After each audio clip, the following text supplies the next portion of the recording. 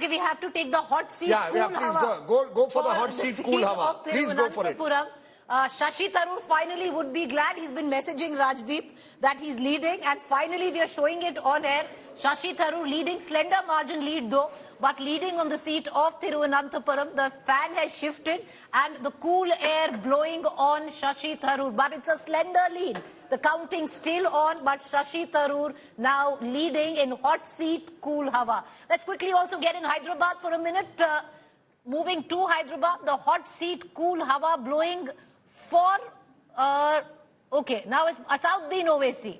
The hot seat, cool hawa blowing for Asauddin Owaisi. Madhvi Lata is from the BJP, on the BJP ticket, trailing on the seat of Hyderabad, Telangana. Asauddin Owaisi leading. Now let's move to the national capital, where on all 7 seats at least, the BJP will take heart. It's leading. Basuri Swaraj, comfortable lead on Somnath Bharti. Hot seat, cool hawa now on the seat of New Delhi, where Basuri Swaraj leading. Somnath Bharti, not good news for him. He said he's going to shave his head off if he loses. Well, let's just see how that augurs for him. All right, so this is what it looks like, Rajdeep. But Rahul, I have one farmaish on the seat of Lakhimpur Kheri, Uttar Pradesh. On the sitting minister Ajay Teni. There was a lot of rancor when I went there from the farmer. They were looking for natural justice of sorts that they will pay back this time around on what had happened in Lakhimpur Kheri.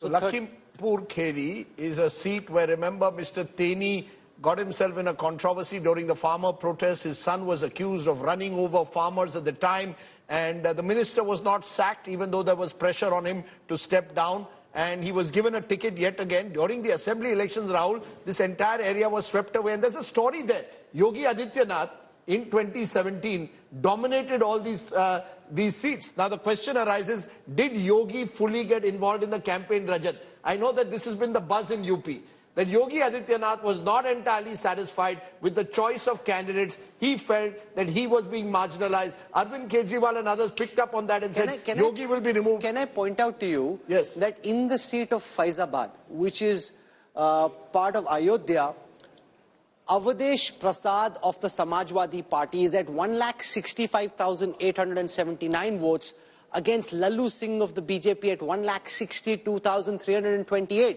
Now imagine, Rajat, if the Ram temple is built in Ayodhya, and of course it's a seat which has a substantial Muslim population. It's never been a pro-BJP seat that way, but symbolically, this is a very significant political moment.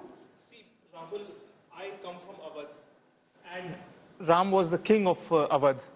And what I'm seeing is, barring Lucknow, look at Kanpur seat. The margin is less than 2,000 votes, and Samajwadi Party is leading. When did that happen, where Kanpur seats were actually led by Samajwadi Party? What is happening is consistent. The roadshow in Kanpur. That was there.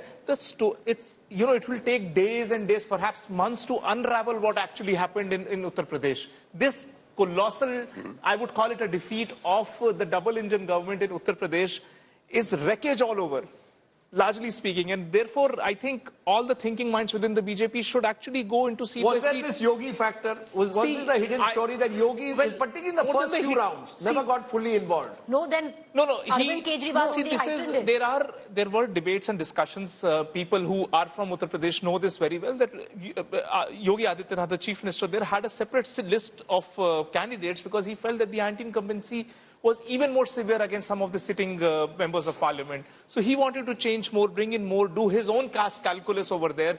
But since it is a national election, it was more centralized with the AGM of sorts and those kind of agencies. The story of Uttar Pradesh lies in how the votes have switched and shifted. Look at the BSP. In 2014, the BSP has 9.3% of the vote. In 2019, the BSP's vote share was double that at 19.4. In 2014, the BSP's vote share was 19.7. So the BSP has crashed to less than half of where it was.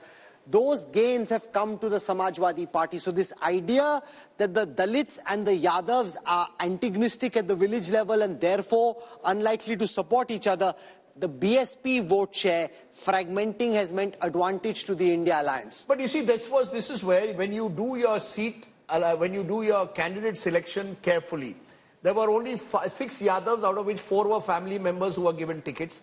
There were 4 Muslims given. So therefore, out of the Samajwadi Party is 62, because there were 17 to Congress, 1 to TMC in UP.